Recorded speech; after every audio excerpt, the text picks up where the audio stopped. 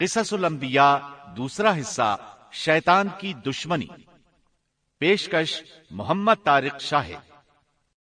جب آدم علیہ السلام کو پیدا کر دیا گیا تو اللہ تعالیٰ نے ان کی پشت پر ہاتھ پھیرا۔ ہاتھ پھیرتے ہی ان کی پشت سے قیامت تک پیدا ہونے والے انسان باہر نکل آئے۔ آدم کی تمام اولاد ان کے سامنے ظاہر ہو گئی، اور یہ بات نہایت وضاحت اور صراحت کے ساتھ قرآن مجید اور احادیث مبارکہ میں موجود ہے۔ مسلم بن یسار رحمت اللہ علیہ بیان کرتے ہیں کہ سیدنا عمر بن خطاب رضی اللہ عنہ سے کسی نے اس آیت کریمہ کے بارے میں پوچھا، وَإِذْ أَخَذَ رَبُّكَ مِن بَنِي آدَمَ مِن ظُهُورِهِمْ ذُرِّيَّتَهُمْ وَأَشْهَدَهُمْ عَلَىٰ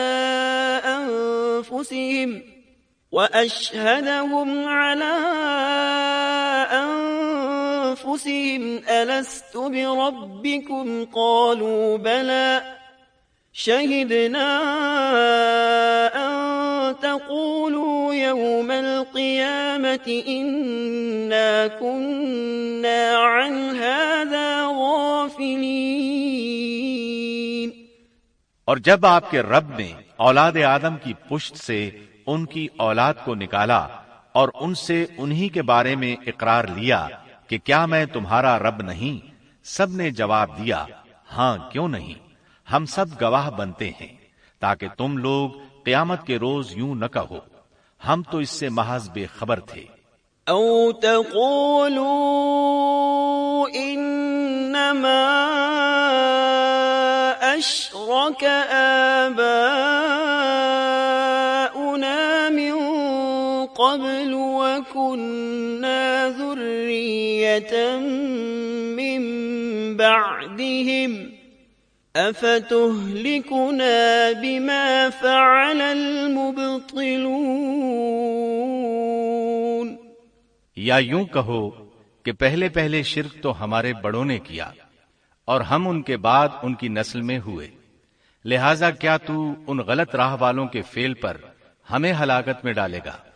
سیدنا عمر رضی اللہ عنہ نے اس شخص کے سوال کے جواب میں فرمایا، میں نے سنا ہے کہ رسول اللہ صلی اللہ علیہ وسلم فرما رہے تھے، ان اللہ خلق آدم ثم مسح ظهره بيمينه فاستخرج منه ذرية فقال خلقت هؤلاء للجنة وبعمل أهل الجنة يعملون، ثم مسح ظهره فاستخرج منه ذرية فقال خلقت هؤلاء للنار وبعمل أهل النار يعملون، فقال الرجل ففيما العمل يا رسول الله؟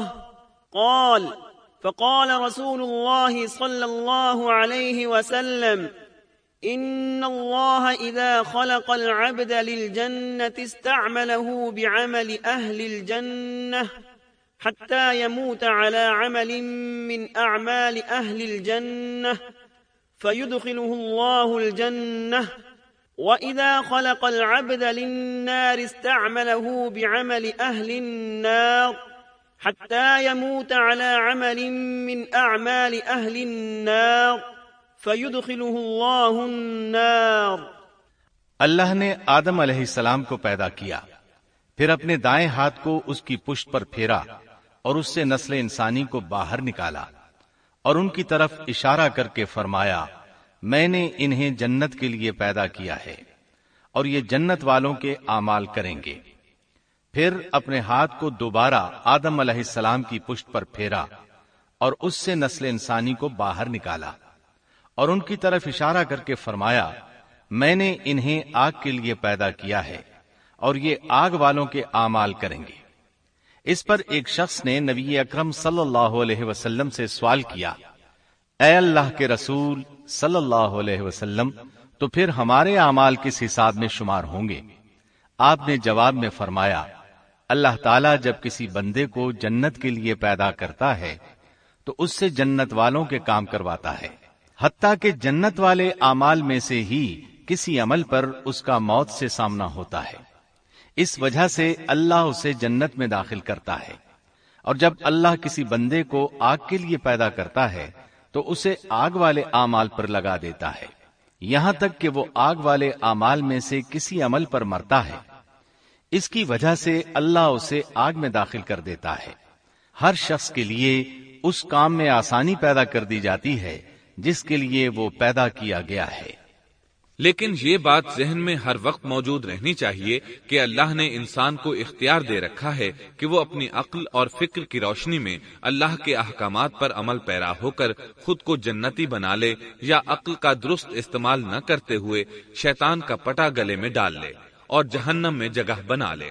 یہ تو اللہ نے انسان کو اختیار دے رکھا ہے، اس کی مرضی کہ جنت والے اعمال کرے یا جہنم والے۔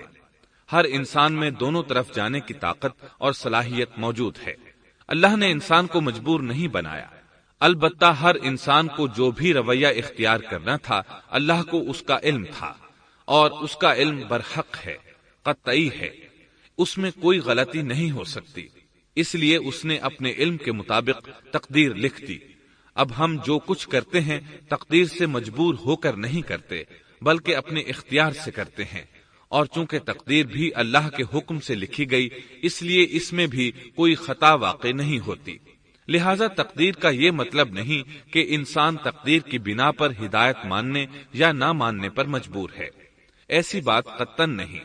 اور درست بات یہ ہے کہ تقدیر کا مسئلہ بہت زیادہ پیچیدہ ہے اور مشکل ترین مسائل میں سے ہے، یہاں اس کی تفصیل کا موقع نہیں۔ جب اللہ نے آدم علیہ السلام کو پیدا کر لیا اور اس میں اپنی روح پھونک دی تو فرشتوں کو حکم دیا کہ آدم کو سجدہ کریں۔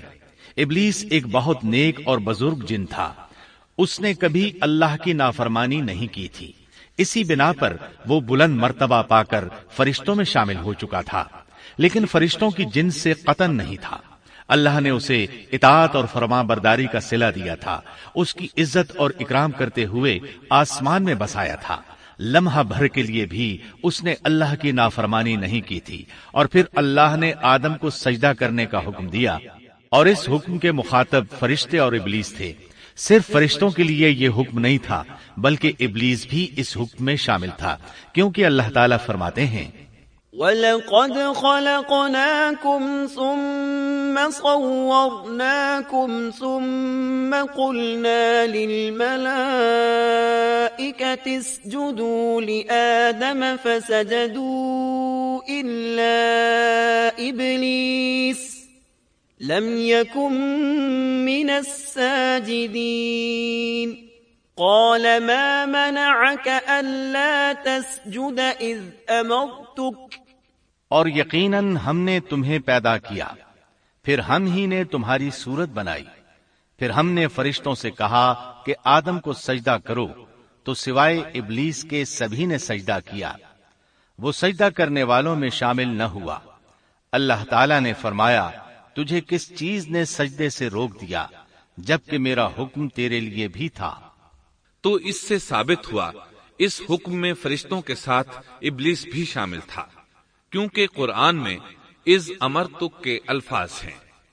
اس کا مطلب ہے کہ میں نے تجھے حکم دیا تھا، اور پھر ابلیس نے جواب میں یہ نہیں کہا کہ تو نے تو مجھے حکم ہی نہیں دیا تھا، بلکہ اس نے سجدہ نہ کرنے کی وجہ یہ بتائی۔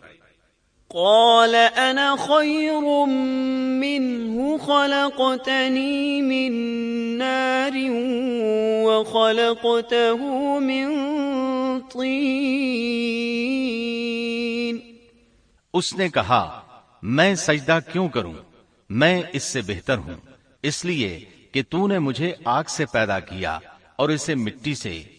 تو پھر کہا، قال فاهبط منها، اللہ نے حکم دیا تو اس سے نیچے اتر جا۔ غرض جب ابلیس نے نافرمانی کی، سرکشی اور تکبر کا مظاہرہ کیا تو اس وقت اللہ تعالیٰ اور اس کے درمیان مکالمہ ہوا۔ اللہ نے اس کی سرکشی دیکھ کر اسے سزا دیتے ہوئے فرمایا، قال فاهبط منها فما يكون لك أن تتكبر فيها فاخرج إنك من الصاغرين۔ قال أنظرني إلى يوم يبعثون قال إنك من المنظرين قال فبما أغويتني لأقعدن لهم صراطك المستقيم ثم لآتينهم من بين أيديهم ومن خلفهم وعن أيمانهم وعن شمائلهم ولا تجد أكثرهم شاكرين. اس جنت سے اتر جا، تجھے کوئی حق حاصل نہیں کہ تو اس جنت میں رہ کر تکبر کرے. ابلیس نے جواب میں کہا، مجھے قیامت کے دن تک مہلت دے دیجئے، یعنی اتنی لمبی عمر دے دیجئے کہ میں قیامت تک زندہ رہوں، موت نہ آئے. اللہ نے فرمایا، تجھے مہلت دے دی گئی لیکن ایک وقت مقررہ تک. اور جب شیطان اس طرف سے مطمئن ہو گیا کہ اسے مہلت مل گئی، تب اس نے کہا، چونکہ تو نے مجھے گمراہ کر دیا ہے، اس وجہ سے میں قسم کھاتا ہوں کہ میں انسانوں کی گمراہی کے لیے تیرے سیدھے راستے پر بیٹھ جاؤں گا. پھر ان کے آگے سے، ان کے پیچھے سے، ان کے دائیں سے، ان کے بائیں سے، ان کے پاس آؤں گا، اور آپ ان میں سے اکثر لوگوں کو شکر گزار نہیں پائیں گے.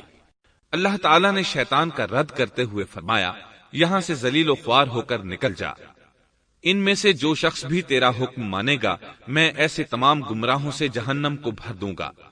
جو انسان بھی تیرا پیروکار بنے گا وہ جہنم کا مستحق اور حقدار ٹھہرے گا. قرآن مجید میں دوسرے مقامات پر بھی اس گفتگو کو نئے پیرائے میں دہرایا گیا ہے. مثلا اللہ نے فرمایا، وَلَقَدْ خَلَقْنَا الْإِنسَانَ مِنْ صَلْصَالٍ مِنْ حَمَإٍ مَسْنُونٍ وَالْجَانَّ خَلَقْنَاهُ مِنْ قَبْلُ مِنْ نَارِ السَّمُومِ وَإِذْ قَالَ رَبُّكَ لِلْمَلَائِكَةِ إِنِّي خَالِقٌ بَشَرًا مِّن صَلْصَالٍ مِّنْ حَمَإٍ مَّسْنُونٍ فَإِذَا سَوَّيْتُهُ وَنَفَخْتُ فِيهِ مِنْ رُوحِي فَقَعُوا لَهُ سَاجِدِينَ فسجد الملائكة كلهم أجمعون إلا إبليس أبى أن يكون مع الساجدين قال يا إبليس ما لك ألا تكون مع الساجدين قال لم أكن لأسجد لبشر خلقته من صلصال من حمأ مسنون قال فاخرج منها فإنك رجيم وَإِنَّ عَلَيْكَ اللَّعْنَةَ إِلَى يَوْمِ الدِّينِ. یقیناً ہم نے انسان کو کھنکھناتی مٹی سے پیدا فرمایا ہے جو کہ سڑے ہوئے گارے کی تھی، اور اس سے پہلے ہم نے جنات کو لو والی آگ سے پیدا کیا. اور جب تیرے پروردگار نے فرشتوں سے فرمایا میں انسان کو سیاہ بدبودار کھنکھناتی مٹی سے پیدا کرنے والا ہوں، جب میں اسے پورا بنا چکوں اور اس میں اپنی روح پھونک دوں تو تم سب اس کے لیے سجدے میں گر پڑنا. چنانچہ تمام فرشتوں نے سجدہ کیا سوائے ابلیس کے. اس نے سجدہ کرنے والوں میں شمولیت اختیار کرنے سے صاف انکار کر دیا. اللہ تعالیٰ نے فرمایا اے ابلیس تجھے کیا ہوا کہ تو سجدہ کرنے والوں میں شامل نہ ہوا؟ وہ بولا میں ایسے انسان کو سجدہ نہیں کر سکتا جسے تو نے سیاہ بدبودار کھنکھناتی مٹی سے پیدا کیا ہے. اللہ تعالیٰ نے فرمایا اب تو بہشت سے نکل جا کیونکہ تو مردود ہے. اور تجھ پر قیامت کے دن تک میری پھٹکار ہے۔ قال رب فأنظرني إلى يوم يبعثون قال فإنك من المنظرين إلى يوم الوقت المعلوم قال رب بما أغويتني لأزينن لهم في الأرض ولأغوينهم أجمعين إلا عبادك منهم المخلصين قال هذا صراط علي مستقيم إن عبادي ليس لك عليهم سلطان إلا من اتبعك من الغاوين وإن جهنم لموعدهم أجمعين۔ کہنے لگا اے میرے رب مجھے اس دن تک مہلت دے دے جس دن کے لوگ دوبارہ زندہ کیے جائیں گے۔ اللہ نے فرمایا اچھا، اس مقررہ وقت کے دن تک تجھے مہلت دی گئی۔ کہنے لگا اے میرے رب چونکہ تو نے مجھے گمراہ کیا ہے، مجھے بھی قسم ہے کہ میں انسانوں کے لیے زمین میں گناہوں کو خوشنما بناؤں گا اور ان سب کو بہکا دوں گا سوائے ان کے جو تیرے منتخب اور مخلص بندے ہوں گے، وہ میرے بہکاوے میں نہیں آئیں گے۔ اللہ نے فرمایا ہاں یہی مجھ تک پہنچنے کی سیدھی راہ ہے کہ مخلص بن جاؤ، میرے بندوں پر تجھے کوئی غلبہ نہیں ہوگا۔ البتہ جو گمراہ لوگ تیری پیروی کریں گے یقیناً ان کے وعدے کی جگہ جہنم ہے۔ ایک اور مقام پر اللہ تعالیٰ فرماتے ہیں وَإِذْ قُلْنَا لِلْمَلَائِكَةِ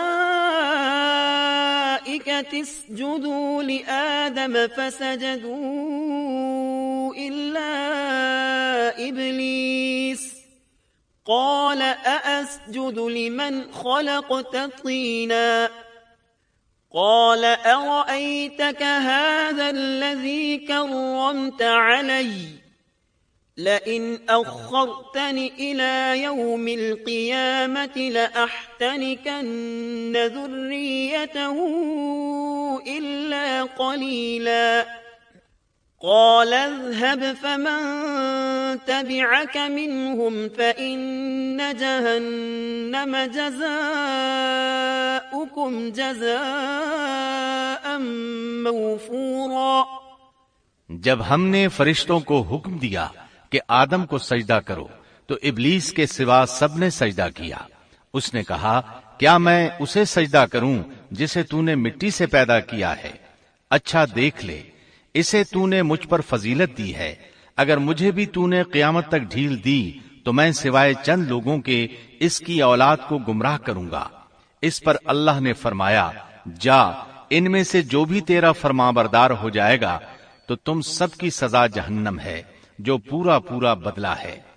واستفزز من استطعت منهم بصوتك وأجلب عليهم بخيلك ورجلك وشاركهم في الأموال والأولاد وعدهم وما يعدهم الشيطان إلا غرورا إن عبادي ليس لك عليهم سلطان وكفى بربك وكيلا۔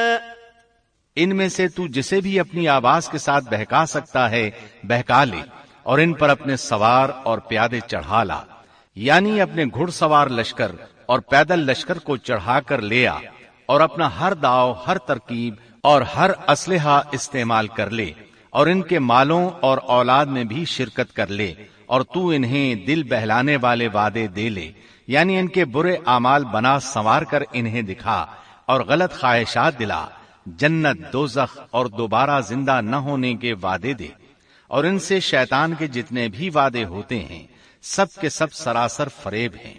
یقیناً میرے سچے بندوں پر تیرا کوئی قابو اور غلبہ نہیں ہوگا، تیرا رب کارسازی کرنے والا کافی ہے۔ اسی طرح بہت سی آیات میں پہلی معصیت الہی کا ذکر کیا گیا ہے۔ سب سے پہلا نافرمان ابلیس ملعون تھا۔ وہ خبیث اللہ کے سامنے تکبر اور عناد سے بھرپور جواب دیتا رہا۔ اسی وجہ سے اللہ نے اسے کافر کا لقب دیا۔ کافر اسے کہتے ہیں جو نعمت کا انکار کرے۔ اللہ نے اس پر اتنا فضل و کرم اور انعام و احسان کیا کہ بلند ترین مرتبے تک پہنچا دیا، لیکن اس نے اللہ کی اس نعمت کی قدر نہ کی، پرواہ نہ کی اور کفر کا راستہ اختیار کیا۔ اللہ تعالیٰ فرماتے ہیں، اذ قال ربك للملائكة انی خالق بشرا من طین فإذا سويته ونفخت فيه من روحي فقعوا له ساجدين فسجد الملائكة كلهم أجمعون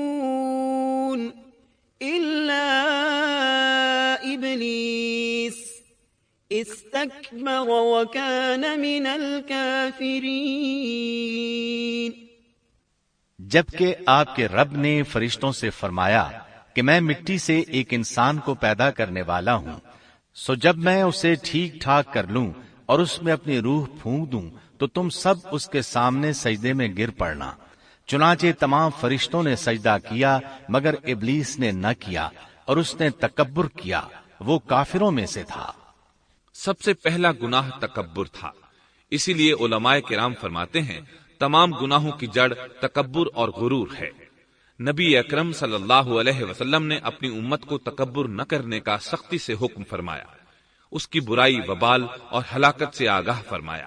آپ نے فرمایا، لا ينظر اللہ الى من جر ثوبه خیلاء، اللہ اس شخص کی طرف رحمت سے دیکھے گا بھی نہیں جس نے تکبر کی بنا پر کپڑا ٹخنوں سے نیچے لٹکایا۔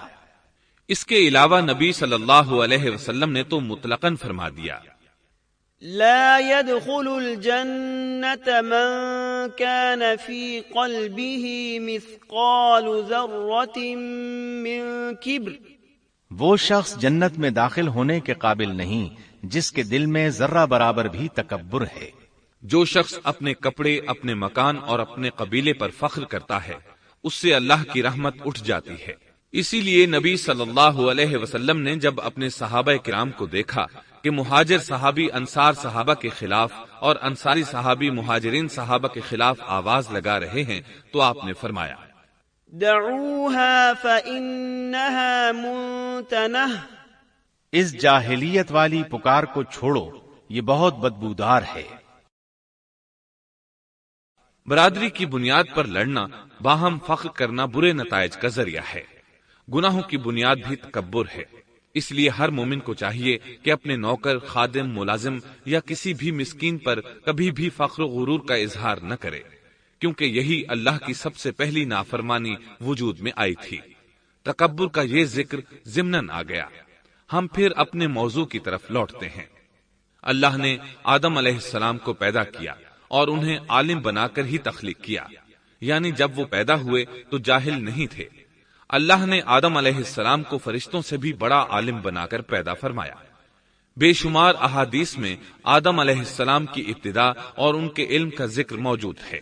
جب اللہ نے آدم میں مکمل روح ڈال دی اور وہ اپنے پاؤں پر کھڑے ہو گئے تو اللہ نے انہیں حکم دیا، جاؤ فرشتوں کی جماعت کو السلام علیکم کہو۔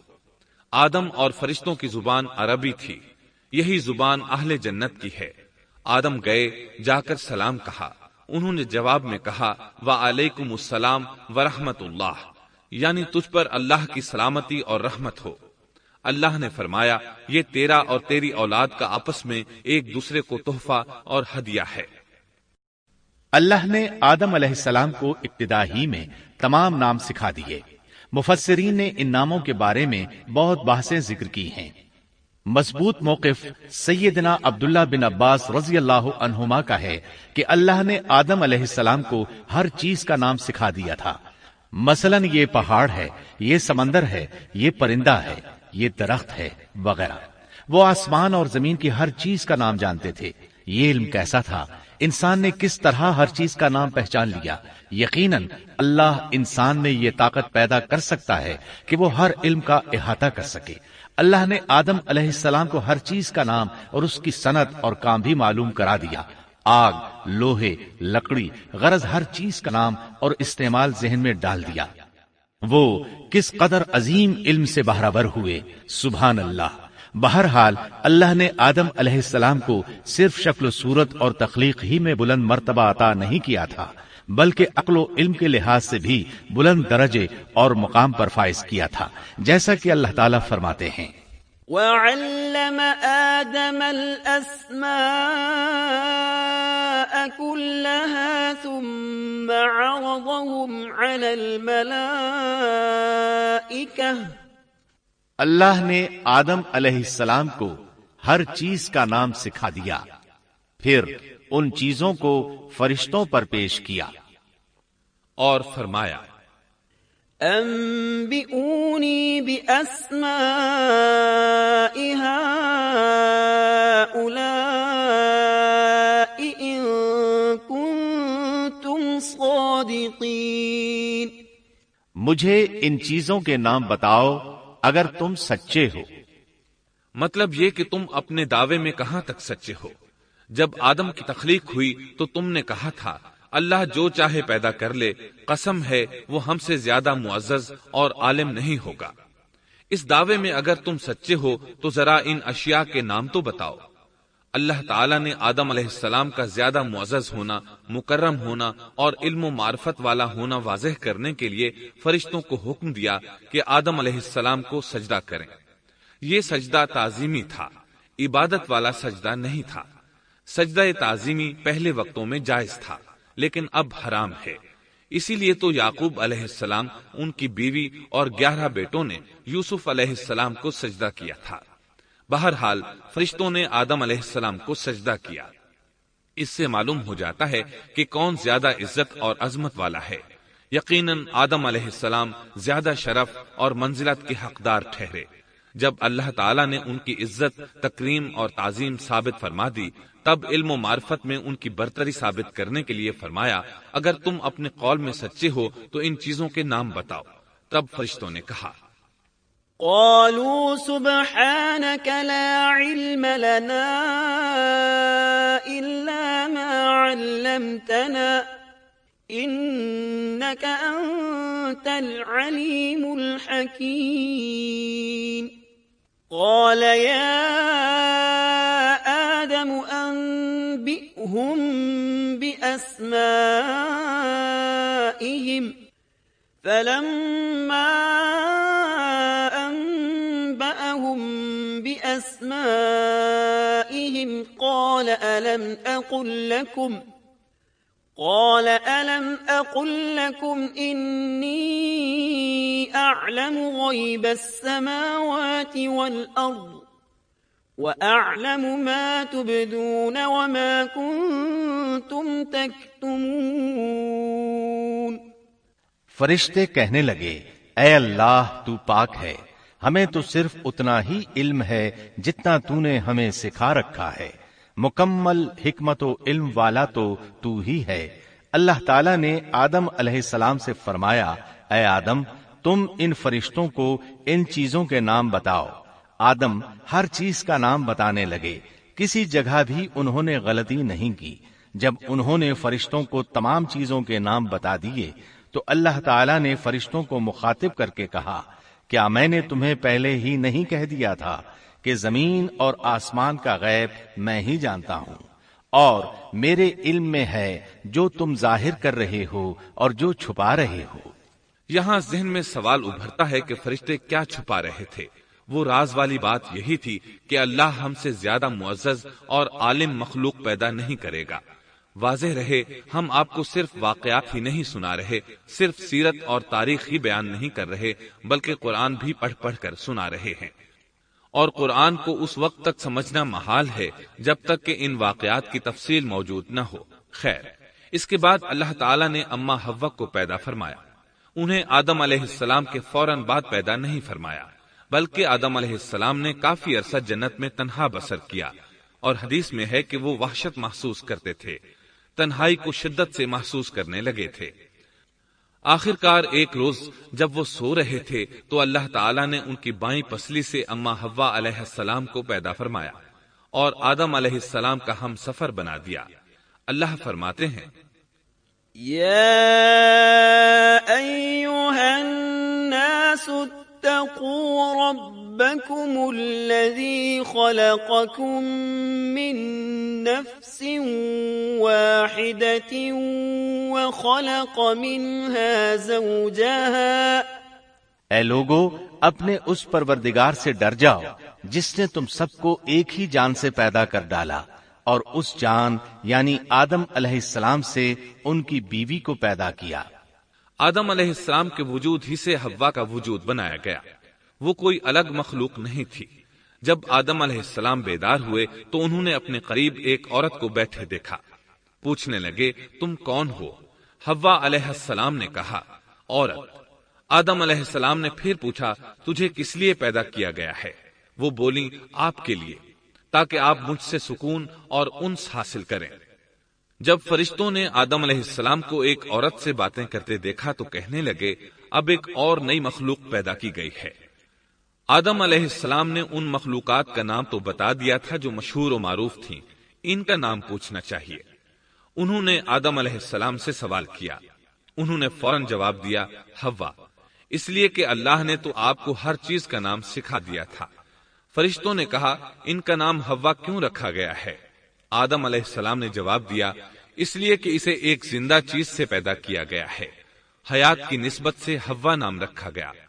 مسلم شریف میں ہے، سیدنا ابو ہریرہ رضی اللہ عنہ روایت کرتے ہیں کہ رسول اللہ صلی اللہ علیہ وسلم نے فرمایا، من كان يؤمن بالله واليوم الآخر فإذا شهد أمرا فليتكلم بخير أو ليسكت واستوصوا بالنساء خيرا فإن المرأة خلقت من ضلع وإن أعوج شيء في الضلع أعلاه إن ذهبت تقيمه كسرته وإن تركته لم يزل أعوج استوصوا بالنساء خيرا۔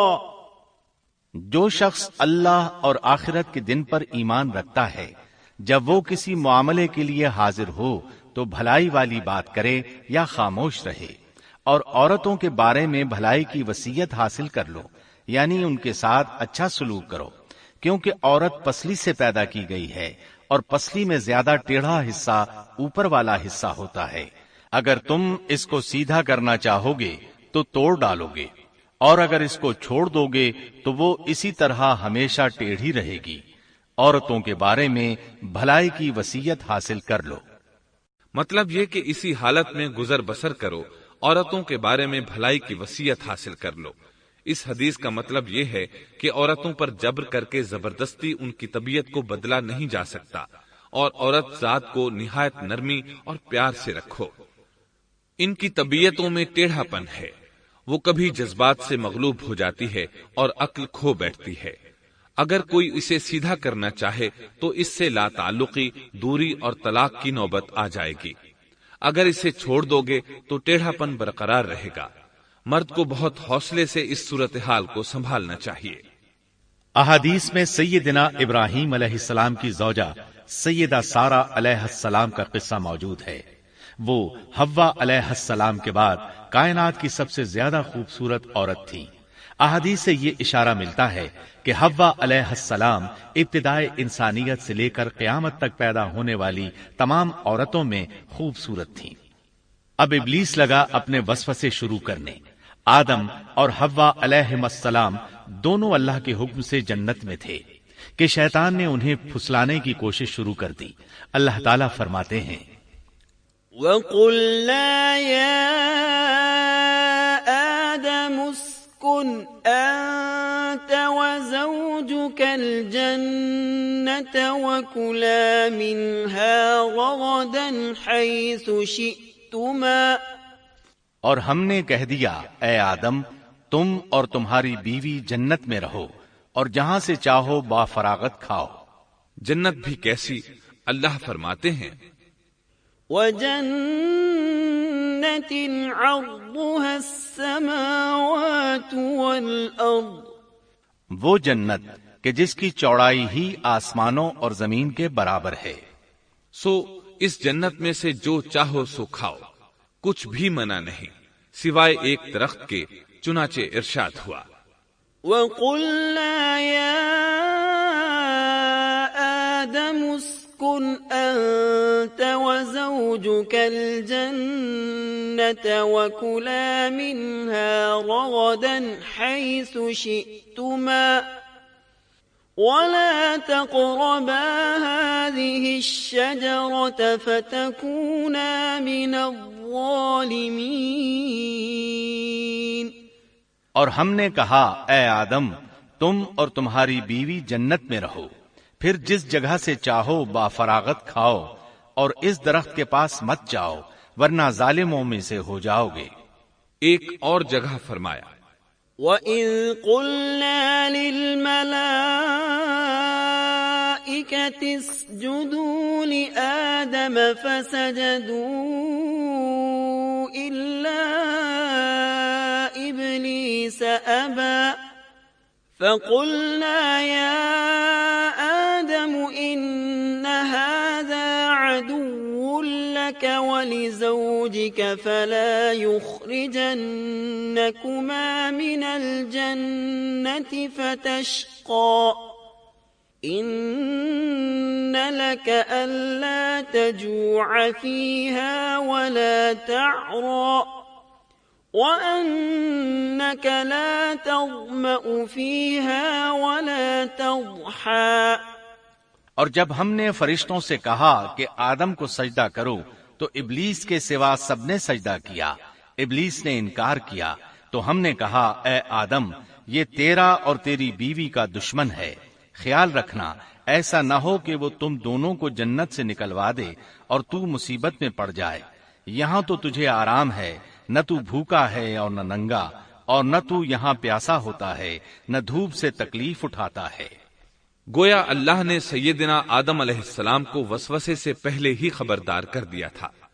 ان آیات سے یہ بھی پتا چلا کہ انسان سے ابلیس کی عداوت اور دشمنی ابتدا ہی سے چلی آ رہی ہے، اور یہ بھی ثابت ہوا کہ جو لوگ کہتے ہیں کہ انسان ابتدا میں ننگا تھا ان کا قول صحیح نہیں، اس لیے کہ اللہ تعالیٰ نے جنت میں بھی آدم علیہ السلام پر لباس رکھا اور زمین میں بھی لباس نازل کر دیا، جیسا کہ اللہ تعالیٰ فرماتے ہیں يا بني آدم قد أنزلنا عليكم لباسا يواري سوآتكم وريشا ولباس التقوى ذلك خير۔ اے آدم کی اولاد، ہم نے تم پر لباس کو نازل کیا جو تمہاری شرمگاہوں کو چھپاتا ہے اور زینت کا سبب بھی ہے، اور تقوی کا لباس اس سے بھی بہتر ہے۔ لہذا آدم ابتدا میں ننگے نہیں تھے، انہیں تو ننگے پن کا علم ہی نہیں تھا، نہ ہی ان کی بیوی کو برہنہ ہونے کا علم تھا۔ اللہ نے آدم علیہ السلام کو کامل نعمتوں سے نوازا، بھوک نہ پیاس، یہاں تک کہ پیاس کے اسباب سے بھی محفوظ، نہ گرمی اور نہ دھوپ، پھر بے انتہا حسن و جمال، مشقت نہ تکلیف، بدبختی نہ بدقسمتی۔ آدم اور حوا علیہ السلام کے دلوں میں وسوسہ ڈالنے کے بارے میں بھی قرآن نے روشنی ڈالی ہے۔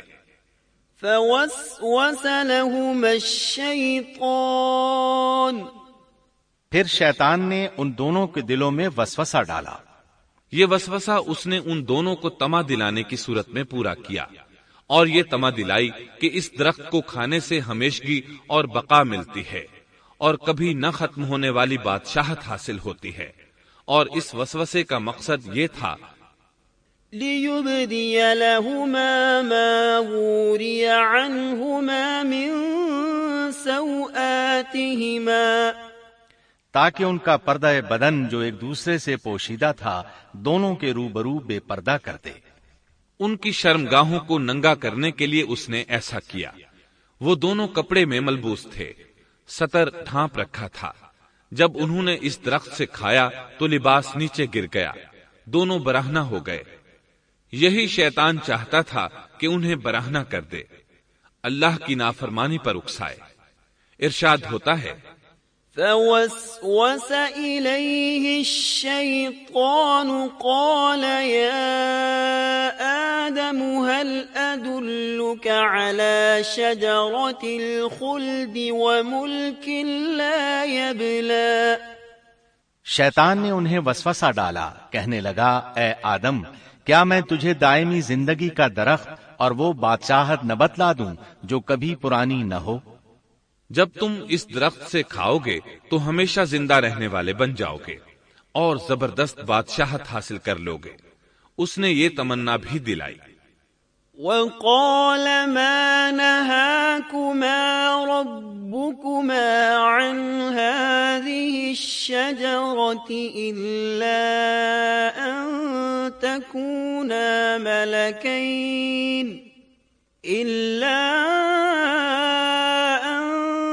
تكونا ملكين أو تكونا من الخالدين۔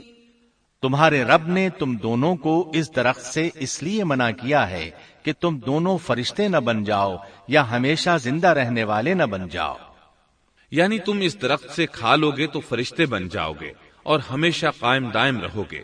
پھر وہ وسوسہ ڈالتے ہوئے جھوٹی قسمیں کھانے لگا، جیسا کہ ارشاد ہوتا ہے، وَقَاسَمَهُمَا إِنِّي لَكُمَا لَمِنَ النَّاصِحِينَ۔ اور ان دونوں کے روبرو قسمیں کھانے لگا کہ یقین آ جائے میں آپ کا خیر خواہ ہوں۔ اللہ کی قسم کھانے لگا، اور اس وقت سے جھوٹی قسموں کی ابتدا ہوئی۔ اس نے ان دونوں کو فریب دے کر بہکا لیا، جیسا کہ فرمایا فَدَلَّاهُمَا بِغُرُورٍ، یعنی دھوکے سے انہیں پھسلایا، حالانکہ انہیں کسی چیز کی کمی نہیں تھی۔ بھلا وہاں کیا محتاجی ہو سکتی تھی؟ جنت میں سکون سے زندگی بسر کر رہے تھے، جنت سے بڑھ کر کیا چاہیے؟ ہمیشہ کے لیے جنت مل چکی تھی۔ اللہ تعالیٰ فرماتے ہیں، فَلَمَّا ذَاقَا الشَّجَرَةَ بَدَتْ لَهُمَا سَوْآتُهُمَا وَطَفِقَا يَخْصِفَانِ عَلَيْهِمَا مِنْ وَرَقِ الْجَنَّةِ۔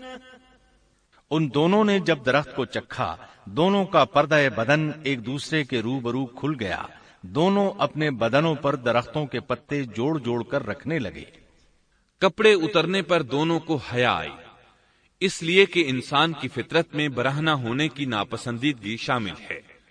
برہنہ ہو گئے تو کوئی لباس نہیں تھا، اس لیے درختوں کے پتے جوڑ کر جسم ڈھانپنے لگے۔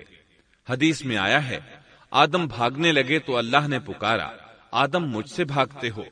آدم بولے، اللہ میں شرم کی بنا پر بھاگ رہا ہوں، اور اس وجہ سے کہ تیرے سامنے برہنہ کیسے رہوں، پھر یہ کہ نافرمانی کا ارتکاب بھی کر چکا ہوں۔ یہاں ایک سوال پیدا ہوتا ہے، دونوں میں سے پہلے کھانے والا کون تھا؟ اس بارے میں راجح قول یہ ہے کہ وہ حوا علیہ السلام تھی۔ انہی نے آدم علیہ السلام کو طمع دلاتے ہوئے اس غلطی پر آمادہ کیا تھا، جیسا کہ بخاری شریف میں نبی اکرم صلی اللہ علیہ وسلم نے فرمایا، لولا حواء لم تخن انثى زوجها۔ اگر حوا نہ ہوتی تو کوئی عورت اپنے خاوند سے خیانت نہ کرتی۔ حوا علیہ السلام نے انہیں غلطی میں مبتلا کیا تھا۔ اگر حوا علیہ السلام نہ ہوتی تو آدم بھی خیانت میں مبتلا نہ ہوتے اور نہ معصیت میں مبتلا ہوتے۔ تب اللہ نے انہیں پکارا، وَنَادَاهُمَا رَبُّهُمَا أَلَمْ أَنْهَكُمَا أَنْ تِلْكُمَا الشَّجَرَةِ وَأَقُلْ لَكُمَا إِنَّ الشَّيْطَانَ لَكُمَا عَدُوٌّ مُبِينٌ۔ کیا میں نے تم دونوں کو اس درخت سے نہیں روکا تھا، اور کیا یہ نہیں کہا تھا کہ شیطان تمہارا کھلا دشمن ہے؟ اب توجہ طلب بات یہ ہے کہ اس موقع پر دونوں نے کیا طرز عمل اختیار کیا۔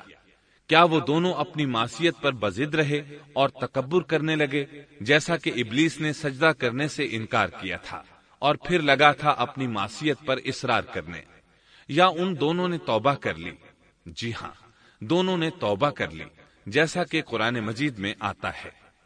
قالا ربنا ظلمنا أنفسنا وإن لم تغفر لنا وترحمنا لنكونن من الخاسرين۔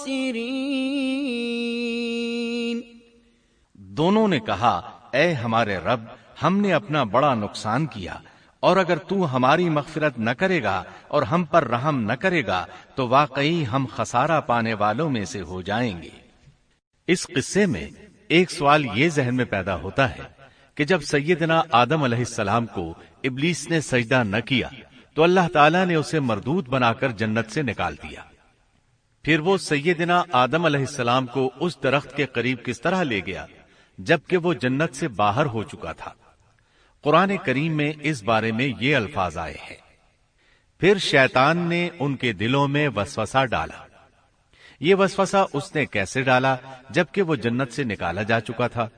مفسرین نے اس کے جواب میں لکھا ہے کہ اس نے جنت سے باہر رہ کر یہ وسوسہ ڈالا تھا، جیسے آج کل تار اور بغیر تار کے آواز کو دور دراز علاقوں تک پہنچایا جا سکتا ہے، ایسے ہی شیطان نے اپنی طاقت سے یہ وسوسہ ان کے دلوں تک پہنچایا۔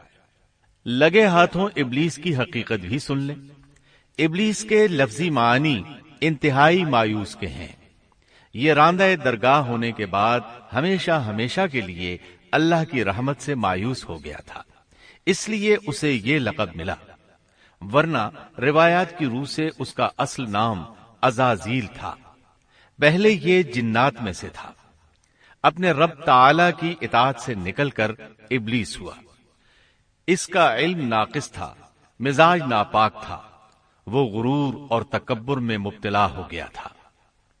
یہاں یہ بات بھی ذہن نشین کر لیں کہ انبیاء خطا اور گناہ سے پاک ہوتے ہیں، ان پر اللہ تعالی کی مستقل حفاظت اور نگرانی قائم رہتی ہے۔ اگرچہ انبیاء بھی انسان ہوتے ہیں اور تمام انسانی تقاضے انہیں لاحق ہوتے ہیں، لیکن ان کے عمل اور ارادے میں کسی قسم کی بدی اور شر کا عمل دخل قطعاً نہیں ہوتا۔ ان کا ہر قول اور عمل بلکہ ہر حرکت اور سکون کی حالت بھی انسانیت کے لیے بہترین نمونہ ہوتے ہیں۔ البتہ بشر ہونے کی وجہ سے بھول کا امکان ہوتا ہے، تاہم بھول ہو جانے کی صورت میں انہیں فوراً ہی خبردار کر دیا جاتا ہے۔ بھول ہو جانا بشری طبیعت کا خاصہ ہے، اللہ تعالیٰ نے ہر انسان کی فطرت میں یہ چیز رکھی ہے۔ انبیاء سے بھول چوک ہو جانے میں بھی اللہ تعالیٰ کی کئی ایک حکمتیں پوشیدہ ہیں۔ مثلا بہت سی قومیں اپنے نبیوں کے معجزات دیکھ کر ان میں ربوبیت کی صفات کی قائل ہو گئی، یہاں تک کہ بعض قوموں نے اپنے نبیوں کو اللہ یا اللہ کا بیٹا بھی جانا۔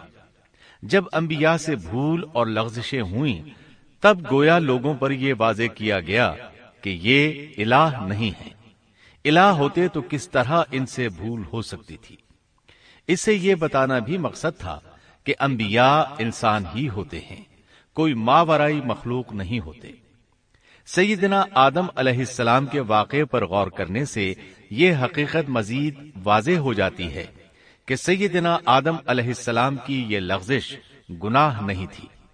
ممنوع درخت کا پھل کھاتے ہی سیدنا آدم علیہ السلام اور اماں حوا کا لباس اتر گیا تھا۔ اس لباس کے بارے میں مفسرین نے لکھا ہے کہ وہ لباس دراصل نور کا تھا، یعنی وہ جنت کا خاص لباس تھا جو صرف اسی عالم میں پہنا جا سکتا ہے۔ اللہ تعالیٰ نے اپنے فضل و کرم سے جنت میں ان کی ستر پوشی کا انتظام فرما دیا۔ محترم سامعین، ابھی آپ دارالسلام اسٹوڈیو لاہور پاکستان سے قصص الانبیاء کا دوسرا حصہ شیطان کی دشمنی سن رہے تھے۔ قصص الانبیاء کے تیسرے حصے فساد کی ابتدا میں آپ یہ سنیں گے: آدم و حوا علیہم السلام کے لیے زمین پر اترنے کا حکم اور اتارے جانے کی جگہ۔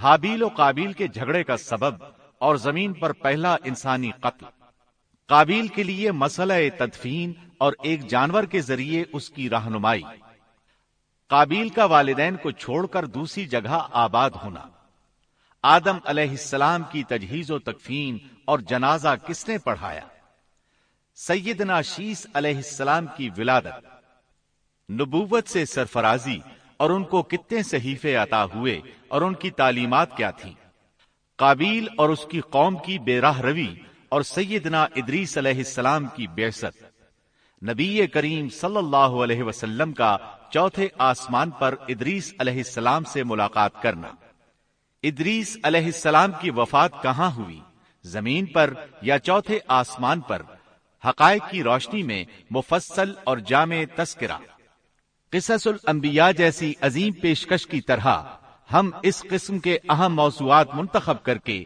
کیسٹس اور سیڈیز کی صورت میں دلکش آواز، دلنشیں انداز اور بہترین ریکارڈنگ کے ساتھ آپ تک پہنچا رہے ہیں۔ الحمدللہ ہماری 500 سے زائد کیسٹس اور سیڈیز اس وقت مارکیٹ میں دستیاب ہیں اور ہم مزید موضوعات کو تلاش کر رہے ہیں۔ اس طرح یہ سلسلہ جاری و ساری رہے گا انشاءاللہ۔ دارالسلام اسٹوڈیو تلاوت قرآن مجید، سیرت النبی، قصص الانبیاء، صحابہ کرام، ائمہ اعظام اور محدثین کے حالات و واقعات، نیز نماز، روزہ، حج اور دیگر عبادات کا صحیح طریقہ، بچوں اور عورتوں کے لیے انتہائی دلچسپ اور سچی کہانیاں، اور وہ سب کچھ جس سے نئی نسل کی تربیت اسلامی خطوط پر ہو سکے، آڈیو کیسٹ اور سیڈیز میں پیش کر رہا ہے۔ دارالسلام اسٹوڈیو دارالسلام پبلشرز اینڈ ڈسٹریبیوٹرز کا ایک حصہ ہے جو اسلامی کتب کی اشاعت کا بین الاقوامی ادارہ ہے، جس کا ہیڈ آفس سعودی عرب کے دارالحکومت ریاض میں واقع ہے، جس کے مینیجنگ ڈائریکٹر جناب عبد المالک مجاہد ہیں۔ دارالسلام کا دنیا کے 30 ملکوں میں نیٹ ورک ہے۔ پاکستان میں اس کا ایڈریس نوٹ کر لیں: دارالسلام اسٹوڈیو، 36 لوور مال، سیکٹریٹ سٹاپ، لاہور۔ فون 7120054724 7240024 اور 7846714، فیکس 7354072۔ یہ پیشکش تھی محمد طارق شاہد کی۔ اللہ حافظ۔